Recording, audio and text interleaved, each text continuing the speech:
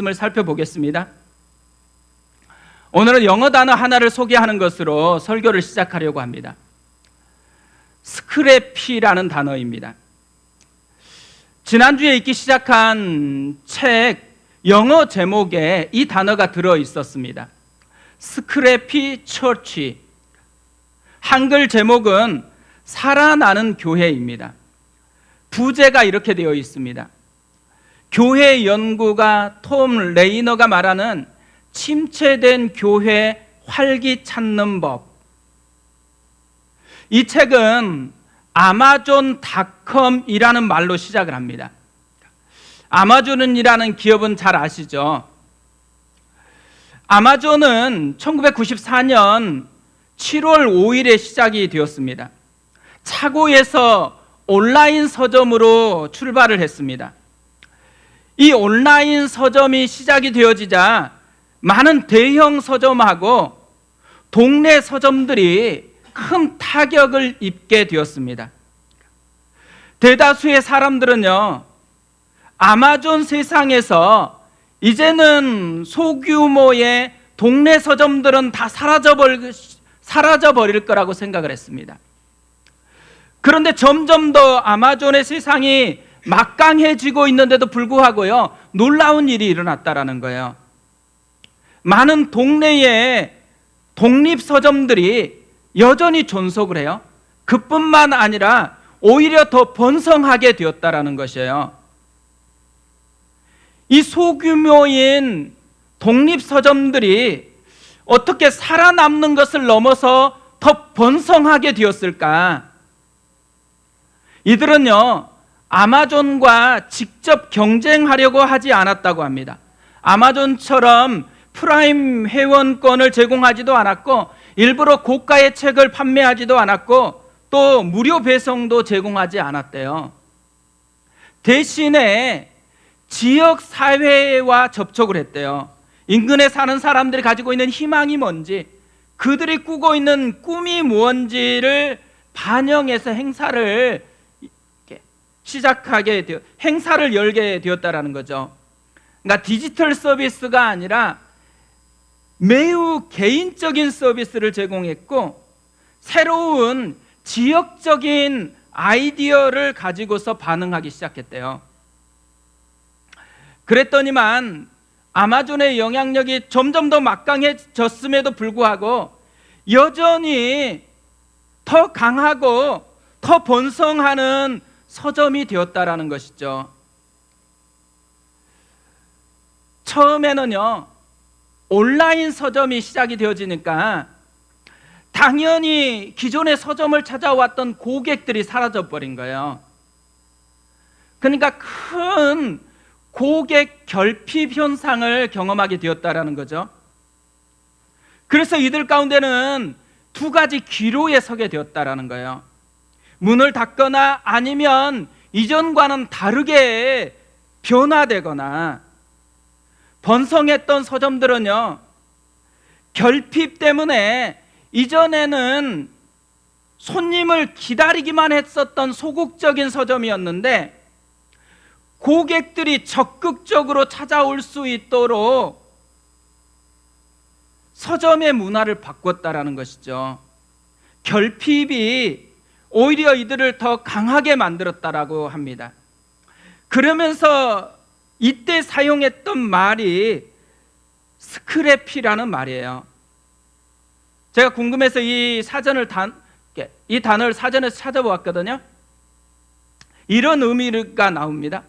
단편적인, 산만한, 허접스러운.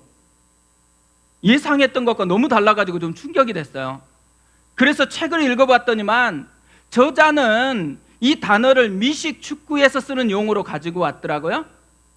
그래서 다시 체육학 사전에 찾아보니까 이런 의미가 있었습니다. 단호한 정신력과 날카롭고 공격적인 플레이가 특징인 개인 또는 팀. 그래서 이 책을 번역하면서 이 단어를 공세적이라는 단어로 번역을 했습니다.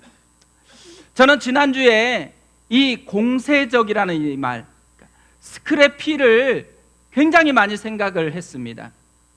왜냐하면 코로나 이후에 마치 우리가 아마존 세상을 살아가는 독립서점과 같다는 느낌이 들었기 때문에 그렇죠.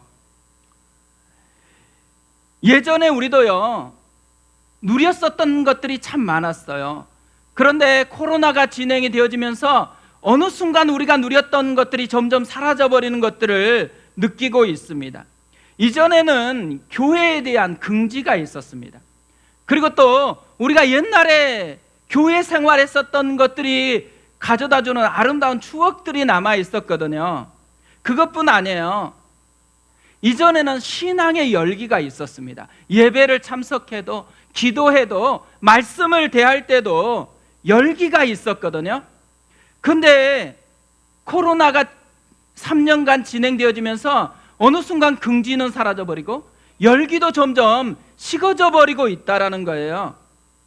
영적인 결핍 현상이 우리의 곳곳에서 일어나고 있다는 거죠. 우리도요, 이 서점들과 같은 기로에 서 있는 거예요. 이대로 침체될 것인지 아니면 다시 살아날 것인지, 주눅든 채로 이대로 살 것인지 아니면 다시 공세적인 신앙으로 변화가 될 것인지. 저는 우리가 지금 해야 되는 굉장히 중요한 것 중에 하나는 소극적인 신앙의 태도를 버리는 거라고 생각해요. 그리고 공세적인 신앙으로 다시 전환하는 것이라고 생각을 합니다. 그러면서 생각났던 말씀이 오늘 말씀이에요. 오늘 말씀은 예수님이 행하셨던 첫 번째 기적의 이야기입니다. 이 첫 번째 기적은 결혼식에서 일어났다고 합니다. 결혼하는 사람은요, 당연히 잔치 준비를 충분히 하는 것이죠. 그런데도 결핍이 생겨났대요. 3절에 보세요. 이렇게 되어 있습니다. 포도주가 떨어진지라 예수의 어머니가 예수에게 이르되 저들에게 포도주가 없다 하니 무엇이 결핍됐다 그래요? 잔치에서 가장 중요한 포도주가 떨어졌대요. 갑자기 잔치를 멈춰야 하는 심각한 상황이 발생했다라는 거죠. 얼마나 당황스러웠겠어요.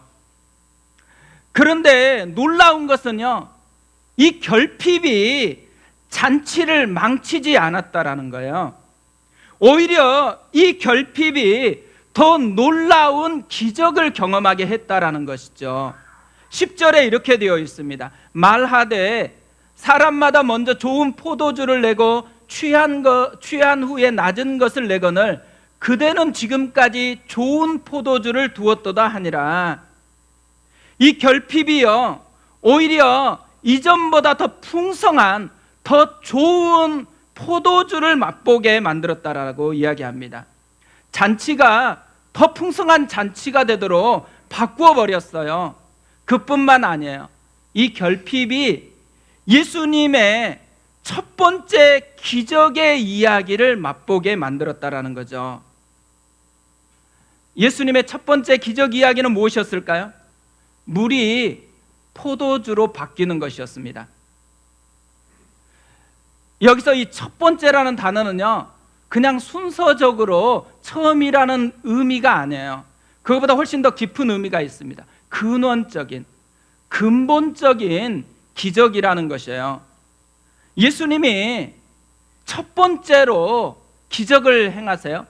진짜 근원적인, 근본적인 기적을 행하시는데 그 기적이 뭐냐면 물이 포도주로 바뀌는 거예요. 무엇을 우리에게 알려주고 싶은 것일까요? 여기에 기독교 신앙의 근원적인 의미가 담겨 있다라는 거예요. 기독교 신앙은 물이 포도주가 되듯이 단지 껍데기 종교 행위가 바뀌는 것이 아니라 존재를 바꾸는 것이라는 말이에요. 죄와 허물로 죽었었던 우리를 그리스도와 함께 다시 살리는 것이 기독교 신앙입니다. 어둠의 백성이었던 그 사람을 하나님의 자녀가 되게 하고 그 자녀다움을 누리게 하는 것이 기독교 신앙이라는 거죠. 존재를 바꾸고 신분을 바꾸어서 예수님의 이야기가 되게 하는 것, 또 예수님을 경험한 이야기로 가득 채우는 것, 이것이 기독교 신앙이라는 거예요. 근원적인 결핍이 예수님을 만나는 그 순간에 놀라운 기적 이야기로 바뀌어진다라는 것, 이것이 기독교 신앙의 모습이라는 거죠. 모든 사람은요, 하나님을 떠난 그 순간에 결핍을 경험할 수밖에 없게 됐습니다. 그런데 이 결핍이 우리를 무너뜨리는 게 아니에요. 예수님을 만나는 순간이 없었던 결핍이 우리를 무너뜨리는 거라는 거죠. 결핍이 예수님을 만나는 그 순간에 오히려 놀라운 기적의 이야기로 바뀌어진다라는 거예요. 우리가 할 일은요, 우리의 결핍이 어떻게 예수님을 만나는 순간을 경험하게 만드는가인 거죠. 오늘 말씀을 묵상해 보면 결핍이 예수님을 만나도록 돕는 과정에 헌신한 두 종류의 사람을 소개하고 있어요. 그래서 결핍을 풍성함으로 바꾸고 있는 것이죠. 우리도 우리의 결핍이 풍성함으로 바뀌기 위해서는 이 두 종류의 사람처럼 하면 된다라는 것이죠. 오늘은 그걸 좀 살펴보려고 하는데요, 첫 번째로 우리의 결핍이 풍성함으로 바뀌기 위해서는 결핍을 예수님과 연결시키라는 거예요. 결핍을 풍성함으로 바꾸는 과정에서 첫 번째로 등장하는 분은 예수님의 어머니 마리아였습니다. 마리아가 한 일이 무엇이었을까요? 딱 하나 소개하고 있어요. 결핍을 예수님과 바로 연결시키는 것이었습니다. 이것이 이 위대한 이야기의 시작이에요. 3절을 다시 보세요. 포도주가 떨어진지라 예수의 어머니가 예수에게 이르되 저들에게 포도주가 없다 하니, 사실 이 잔치 자리에 예수님의 어머니는 특별한 위치에 있지 않았습니다. 잔치집의 주인도 아니었고 또 잔치집에서 이 잔치를 책임지는 분도 아니었어요. 음식을 준비하는 책임감이 있었던 것도 아니에요. 단지 한 사람의 초대받은 손님이었을 뿐이에요. 그런데도 포도주가 떨어져서 사람들이 당황하는 그 순간에 마리아는 이 결핍 현상을 예수님께로 바로 연결시키고 있다라는 거죠. 보통 사람들이요, 결핍을 경험하게 될 때, 우리가 어떤 결핍 현상을 만났을 때 보면 대부분 뭘 하냐면 핑곗거리를 찾을 때가 많습니다. 또 책임 소재를 따져가지고 책임을 전가하려고 할 때가 되게 많아요. 분명히 오늘 이 가나 혼인잔치에도 그런 일이 있었을 거라고 생각을 합니다. 혼인잔치에 포도주가 떨어졌던 이유를 찾게 되는 거죠. 충분히 준비했는데 왜 떨어졌을까요? 둘 중에 하나밖에 없잖아요. 누군가 술을 너무 많이 마시거나 아니면은 예상했던 것보다 손님이 훨씬 많이 왔거나. 오늘 말씀을 보면요, 포도주가 떨어졌던 이유는 딱 하나로 알려주고 있어요. 손님이 예상보다 더 많이 왔다라는 거죠. 6절에 보세요. 거기에 유대인의 정결 예식을 따라 두세 통 드는 돌 항아리 6이 놓였는지라. 유대인들은 손님이 오면 반드시 손과 발을 씻을 물을 제공을 했습니다. 그런데 이 물이 담겨있는 항아리가 6개나 되었대요. 뭘 의미해요? 많은 손님이 올 것을 예상하고 충분히 준비해 놓았다라는 거예요. 그런데 이 6 항아리가 다 비어버렸습니다. 그러니까 손님이 예상보다 훨씬 많이 왔었다라는 거죠. 이때요, 핑곗거리를 찾는 사람이 있겠죠. 이걸 준비했던 사람은 분명히 핑곗거리를 찾을 수밖에 없잖아요. 누가 이렇게 많은 손님이 올 걸 예상이라도 했겠냐. 또 대신에 책임 소재를 따지는 사람도 분명히 있었을까요? 아니, 누가 이렇게 결혼식과 상관없는 사람까지 데리고 왔냐? 누구를 보면서 얘기했겠어요? 예수님과 제자들. 상관없는데 왜 이 사람까지 데리고 와서 이렇게 포도주가 지금 떨어지게 했냐? 책임을 전가하려고 했겠죠. 핑계를 대거나 책임 소재를 따진다고 해서요, 문제가 해결되는 것은 아니라는 거예요. 아무런 변화를 만들지 못해요. 마리아처럼 결핍을 예수님께로 연결시키기 시작하는 그 순간에 결핍이 기적의 이야기로 변화될 수가 있다는 것이죠. 살아나는 교회라는 이 책에 보면 프레드라는 분을 소개해요. 이분은 달라스 메트로폴렉스 인근에 있는 한 교회의 담임 목사입니다. 이 교회는 10년 동안 275명에서 130명으로 줄어들었대요. 이때 부임을 한 거예요. 그러면서 처음에는 잔뜩 들떠 있었대요. 왜냐하면 자신이 이 변화를 만들어내서 전환을 시킬 거라는 꿈이 있었기 때문에 그렇죠. 6개월 정도 시간이 지나면서요, 사람들 마음속에서 회복의 조짐이 약간씩 보이기 시작했대요. 그런데 6개월이 지나자 다시 옛날로 돌아가 버렸대요. 이때부터 이 프레드 목사님은요, 자꾸만 핑계거리를 찾기 시작했대요. 누군가 이야기를 나누다 보면 왜 이런 일이 발생했는지 첫 번째 핑계, 그 주변에 대형 교회들이 너무 많다라는 거예요. 그러면서 이 프로그램이 좋으니까 자꾸만 그쪽으로 이동해 버린다라는 핑계를 댔대요. 또 하나 핑계가 있었는데요, 근처에 사는 이웃들에 대해서 핑계를 댔대요. 지금 이 교회에 살았던, 교회를 다니고 있는 분들은 근처에 있지 않고 근처에 살다가 조금 떨어진 곳으로 이사를 했대요. 왜냐하면 이 교회가 있는 곳은 조금 재개발이 되어지는 그런 조금 상태가 안 좋은 지역이었나 봐요. 그래서 머물러 있었던 사람들은 이사할 수 없는 가난한 사람들이었대요. 그런데 시간이 지나니까 재개발이 되었잖아요. 재개발이 되어지니까 이제는 굉장히 부자들이 와서 거기에서 지내게 되어진 것이죠. 그러다 보니까 자기와 비슷한 사람이 없어서 이 교회는 쇠퇴하는 것이 뭐 당연하다, 이런 핑계들을 계속해서 이야기를 했대요. 그런데 이 프레드 목사님이요, 변한 거예요.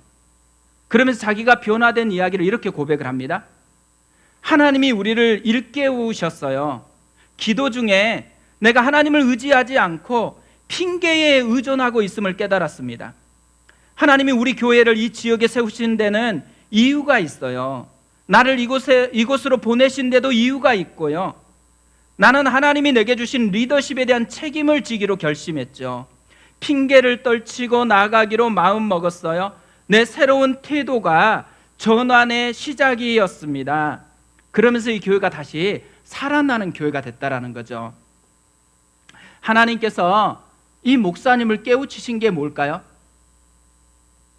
하나님에 대한 인식을 바꾸는 것이었어요. 대부분의 핑계대는 사람들은요, 상황에 마음을 많이 쏟아요. 결핍된 것에 초점을 많이 둬요. 그런데 이들이 진짜 알아야 되는 또 다른 결핍이 있다라는 거예요. 진짜 이들이 알아야 되는 결핍은 뭐겠어요? 하나님에 대한 결핍이 있다라는 거예요. 오늘 이 잔치에 모여 있었던 많은 사람들은요, 포도주가 떨어지는 결핍은 피부적으로 느꼈습니다. 그런데 이들에게는 더 큰 결핍이 있다라는 것을 느끼지 못했다라는 거예요. 예수님이 어떤 분이신지를 느끼지 못했어요.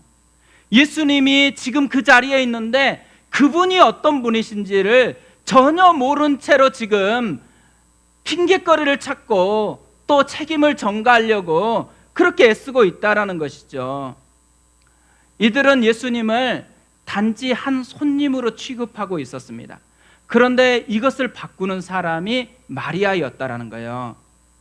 마리아가 이 문제를 예수님께 연결시켜요. 그러자 예수님께서 4절에 이렇게 반응을 합니다. 예수께서 이르시되 여자여 나와 무슨 상관이 있나이까 내 때가 아직 이르지 아니하였나이다. 여기서 때라는 말은 신학적으로 살펴보면 아직 십자가와 부활의 때가 아니라는 말이에요. 그런데 단순하게 여기 있는 상황의 한정에서 이 말씀의 의미를 살펴본다고 하면요, 예수님은 지금 손님으로 와 있을 뿐이지 이곳에 있는 잔치를 컨트롤하는 주인은 아니다라는 의미를 이야기하신 것이죠. 그런데 오늘 마리아가요, 놀라운 일을 하나 하는 거예요. 손님으로 와 있는 예수님을 주인으로 바꾸는 일을 하고 있습니다. 5절을 보세요. 그의 어머니가 하인들에게 이르되 너희에게 무슨 말씀을 하시든지 그대로 하라 하니라. 마리아가 하인들에게 얘기했어요. 무슨 말씀을 하시든지 그대로 하라. 무슨 의미예요? 예수님을 손님 취급하지 말고 주인으로 여기라는 말이에요. 그런데 그냥 주인이면 이 문제를 해결할 수가 없잖아요. 무슨 주인이에요? 창조주 하나님으로서의 모든 것을 변화시킬 수 있는 주인으로 여기에 계신다라는 것을 인정하라는 것이죠. 우리가 결핍이 생기면 기도로 우리의 결핍을 연결시키려고 해요. 그런데 우리가 기도할 때요, 우리의 결핍에 너무 초점을 많이 둘 때가 많아요. 내 문제가 얼마나 심각한 건지, 내가 얼마나 힘든지 이거에 초점을 많이 둘 때가 있어요. 그런데 오늘 마리아가 우리에게 도전하는 게 있어요. 우리의 결핍에 초점을 맞추지 말고 예수님이 누구인가에 초점을 맞추라는 거예요.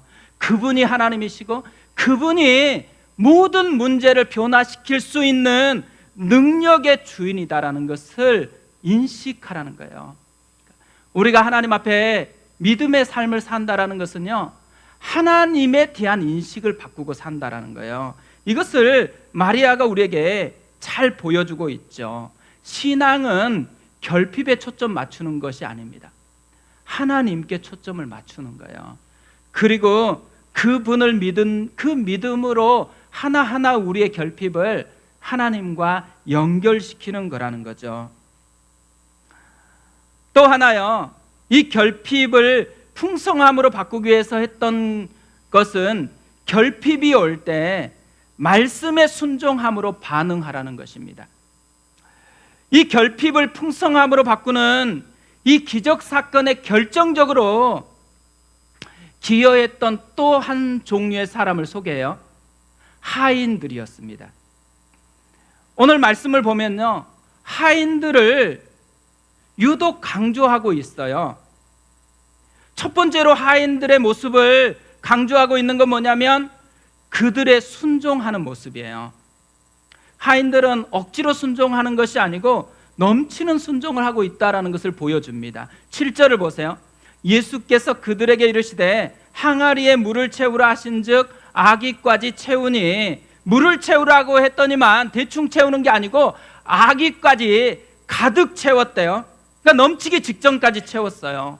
대충 순종한 것이 아니고, 시키니까 억지로 한 게 아니고 기대감을 가지고 자원하는 마음으로 넘치도록 순종하고 있다라는 거죠. 또 하나, 이들은요 그냥 순종하는 게 아니고 목숨을 걸면서 순종하고 있어요. 8절을 보세요. 이렇게 되어 있습니다. 이제는 떠서 연회장에게 갖다 주라 하심에 갖다 주었더니, 사실 오늘 기적 이야기에서 사람들이 제일 궁금해 여기는 게 뭐예요? 물이 언제 포도주가 됐느냐이죠. 세 가지 타이밍을 생각해 볼 수 있다고 생각합니다. 첫 번째로는 하인들이 항아리에 물을 붓는 그 순간에 물이 포도주로 변하는 거예요. 얼마나 그러면 신기하겠어요. 그리고 신났겠죠.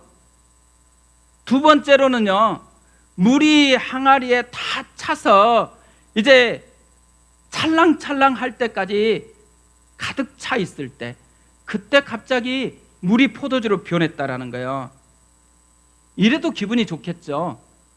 세 번째로는요, 항아리에서 물을 떠가지고 가져가면서 이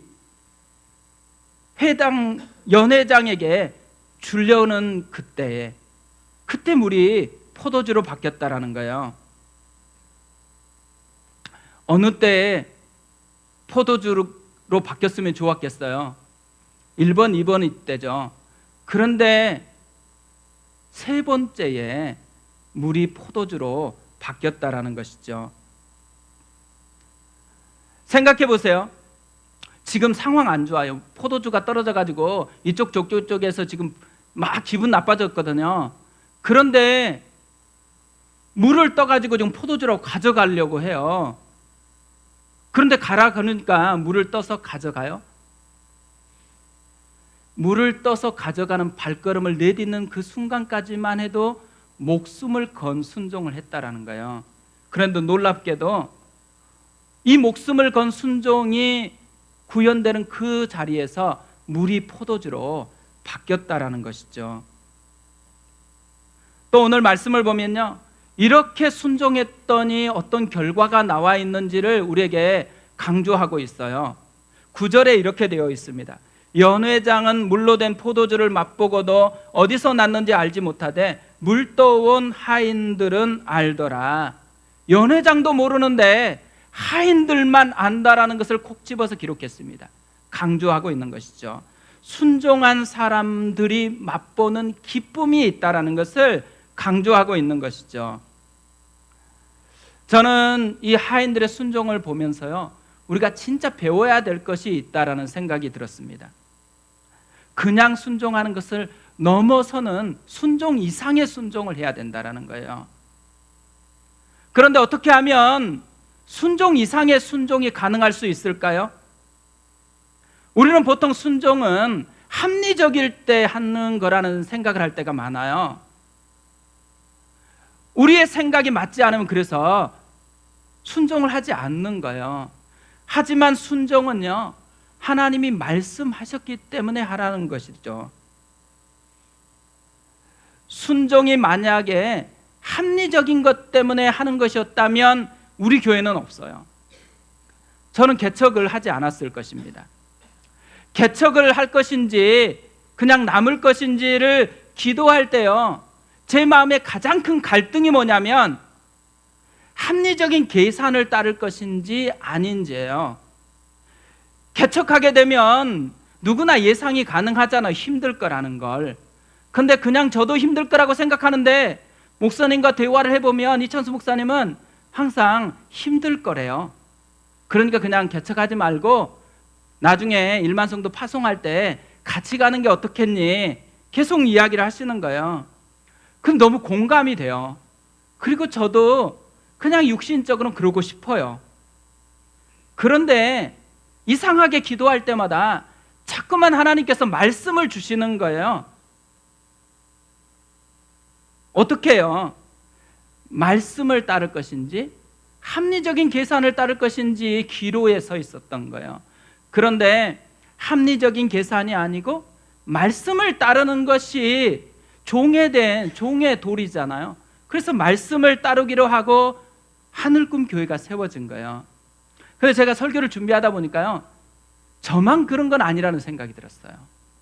지금 여기에 예배드리는 모든 사람들이 어떻게 보면 1차적으로 기본적인 순종을 하신 분들이라고 생각을 해요. 그러니까 개척교회에 함께 하기로 결정하는 건 쉬운 일이 아니라고 생각해요. 저 같아도 별로 그렇게 하지 않았을 것 같아요. 그런데 개척교회에 헌신을 했죠. 그뿐만이에요. 우리 교회는 좀 독특해요. 아파트 단지 근처에 있었으면 그래도 가깝기라도 한데 우리는 좀 산골로 들어와야 돼요. 그리고 대중교통도 없어요. 그러니까 누군가 교통을 통해서 올 수밖에 없어요. 그것뿐 아니죠. 예배가 시작되면 오늘 또 자리를 다 깔았어요. 예배 마치자마자 모여야 돼요. 또 이 자리를 다 접어가지고 다시 정리해야 되는 그런 불편함들이 굉장히 많아요. 그렇다고 다 가까이서 오냐? 그렇지 않아요. 가까이서 온 분보다 멀리서 온 분들이 대부분입니다. 신기하잖아요. 근데 왜 먼 거리고 가까운데 좋은 교회가 없었을까요? 좋은 교회 많을 거예요. 우리 교회보다 훨씬 객관적으로 좋은 교회도 많을 거예요. 그런데 하나님께서 우리를 이곳으로 부르셨습니다. 왜 불렀을까요? 꿈이 있기 때문에 불렀죠. 하나님이 우리와 함께 뭔가를 하고 싶은 꿈이 있기 때문에 불렀다라는 거예요. 오늘 하인들은요, 다시금 우리를 도전하고 있다고 봐요. 우리가 점점 느슨해지고 그리고 일상적인 것에 순종하다 보니까 우리 괜찮게 살고 있다 이렇게 생각하고 있는데, 괜찮은 순종을 넘어서는 순종을 우리가 다시 회복해야 된다는 거. 악의까지 채우는, 목숨을 거는 것 같은 그런 순종의 태도를 다시 우리가 회복해야 된다는 거죠. 순종 이상의 순종을 하게 되어지면 하나님이 주시는 특별한 기쁨을 누리게 되어진다는 것을 우리에게 보여주고 있기 때문에 그렇습니다. 오늘 말씀은요, 이렇게 마무리가 되어져요. 11절에 보세요. 예수께서 이 첫 표적을 갈릴리 가나에서 행하여 그의 영광을 나타내심에 제자들이 그를 믿으니라. 기적이 아니라 표적이래요. 이 기적이라는 단어는 기적 자체에 관심이 있지만, 표적이라는 단어는 기적 자체가 아니고 기적이 의미하는 것에 초점이 있다라는 거예요. 물이 포도주가 된 사건보다도 더 중요한 게 있다라는 거예요. 마리아의 헌신이나 하인들의 순종보다도 더 중요한 것이 있다라는 거예요. 그게 뭘까요? 그분의 영광을 나타내시는 것이었어요. 그리고 제자들은 그를 믿는 것으로 이 이야기를 끝맺음했습니다. 우리가 진짜 놀라워할 것은 기적이 아니고 예수님을 그대로 경험하고 있느냐라는 것이에요. 칼 융이라는 심리학자는 유럽 교회가 쇠퇴하는 이유를 이렇게 진단을 했어요.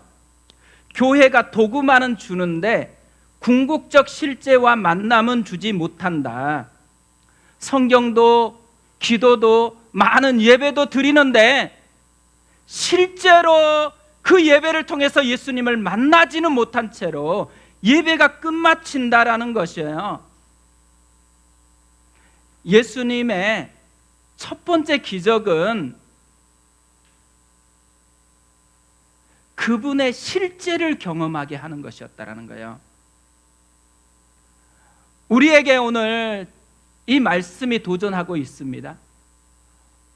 많은 껍데기 종교 생활이 아니고 예수님을 실제로 만나야 된다라는 것을, 예수님을 실제로 만나기 위해서 주님이 우리에게 주신 선물, 결핍이라는 선물을 주신대요. 이 결핍이 느껴지는 순간에 우리는 결핍을 가지고 예수님과 연결을 하게 되어져요. 그리고 또한 말씀에 순종함으로 반응하기 시작하는 거죠. 그때에 우리 가운데 경험하게 되어지는 예수님을 실제로 만나는 삶을 누리게 되어진다라는 거죠. 우리가 전능자의 그늘 아래 40일 프로젝트를 하고 있습니다. 이 프로젝트는 성경을 더 많이 읽자라는 것도 아니고 기도를 더 많이 하자라는 게 아니에요. 예수님을 실제로 만나자라는 거예요. 이번 한 주간도 예수님을 제자들처럼 실제로 경험하는 그런 은혜를 누렸으면 좋겠습니다.